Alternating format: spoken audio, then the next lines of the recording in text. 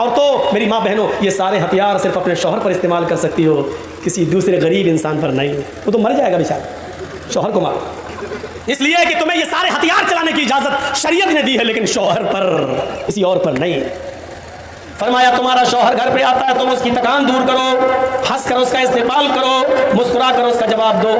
अब घर में आया बेचारा थका हुआ, देखा औरत किचन में घुसी हुई है, कपड़े सुखड़े हुए हैं, एक पैसा बाहर जा रहा है, एक ऊपर जा रहा है, और बाल बिखरे पड़े हैं, किचन की गंदगी लगी हुई है। अरे तुझे मालूम है कि 5 बजे मेरा शौहर ऑफिस से आता है, तो 4 बजे तक तूने काम क्यों नहीं समेटे?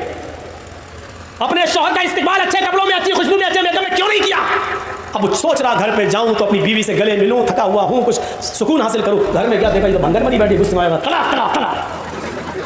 इससे तो अच्छा मेरी ऑफिस वाली थी, कम से कम बंटन के बैठी थी। फिर वो देर से आएगा तुम्हारे घर, क्यों आएगा?